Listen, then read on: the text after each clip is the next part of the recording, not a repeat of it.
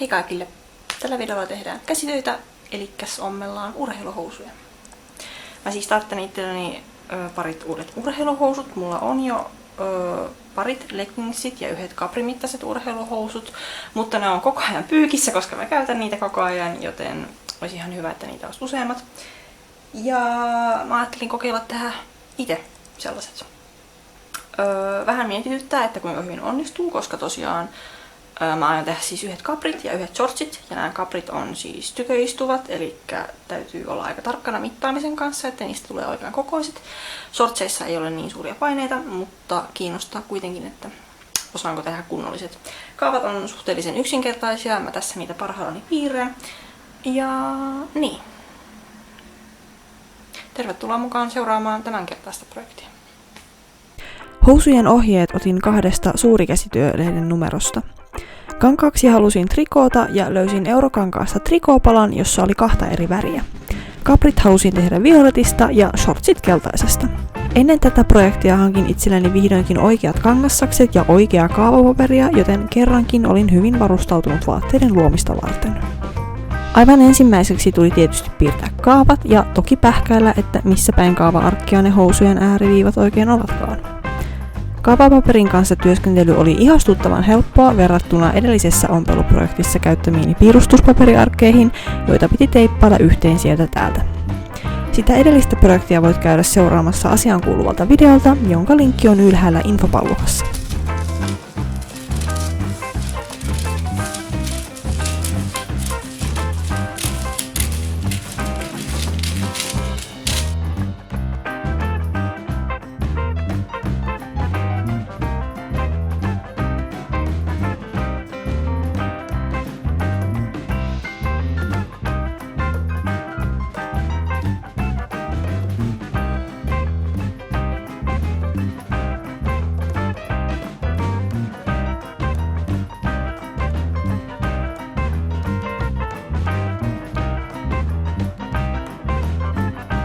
Kaavojen piirtämisen jälkeen asettelin valmiit kaavat ohjeen mukaan kankaalle ja pääsin käyttämään uuden karheita kangassaksiani, jotka olivat sen verran terävät, että onnistuin tekemään haavan sormeeni kameran ulkopuolella.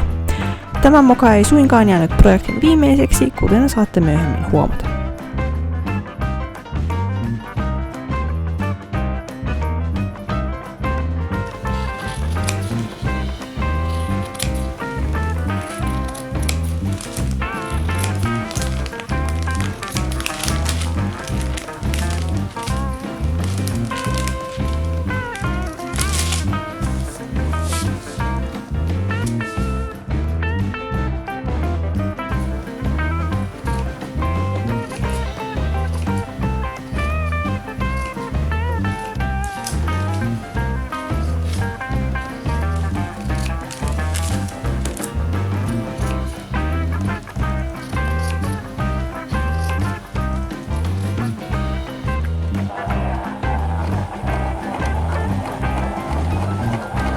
Aloitin varsinaisen ompelun violeteista kaprihousuista ja niiden vyötäränauhan tekemisestä.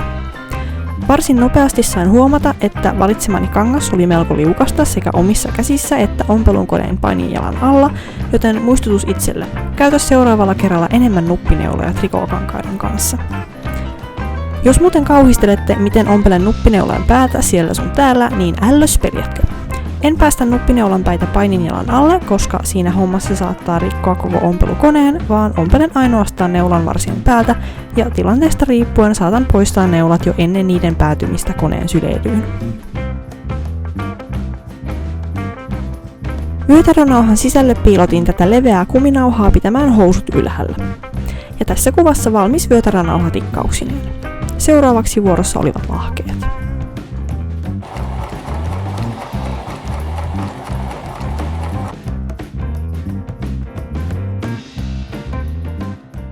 Okei, tilanne on nyt se, että nämä kaprihousut ei näköjään sitten onnistu, koska olen ollut tyhmä ja olen unohtanut piirtää lahkeet toistensa peitikuvina. Sen sijaan nyt ne on molemmat täysin samoin päin, eli mä en voi ommella tätä haarashaumaa niin, että siitä tulisi järkevä, tiedätkö?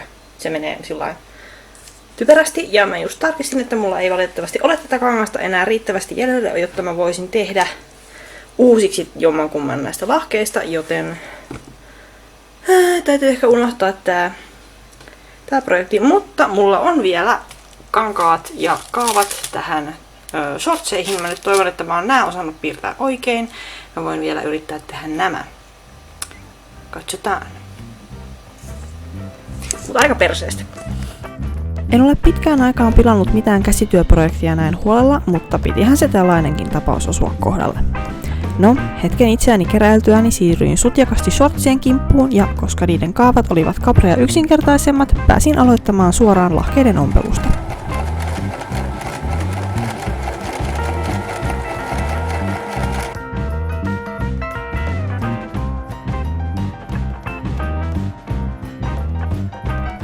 Housujen saatua karkean muotonsa pelastin jo leikkaamani kuminauhan pätkän Caprien vyötärönauhan sisältä. En millään viitsinyt alkaa purkaa käyttämääni kaksinkertaista jousto-ommelta, vaan runtelin menemään saksien voimalla. Ja koska mitään materiaaleja ei kannata heittää hukkaan, säilöin Capreihin tarkoittamani kangaspalat käytettäväksi joskus tulevaisuudessa, joten ne eivät päätyneet roskiin. Voitte siis huokaista helpotuksesta.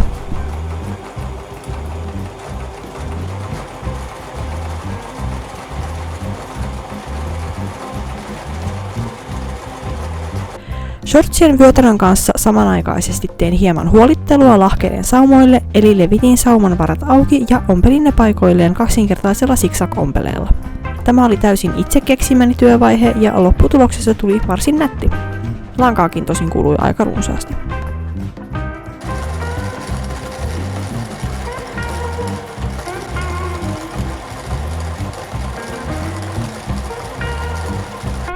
Viimeiseksi huolittelin lahkeiden alaosat, tällä kertaa täysin ohjeiden mukaisesti tekemällä niihin parin sentin käänteet.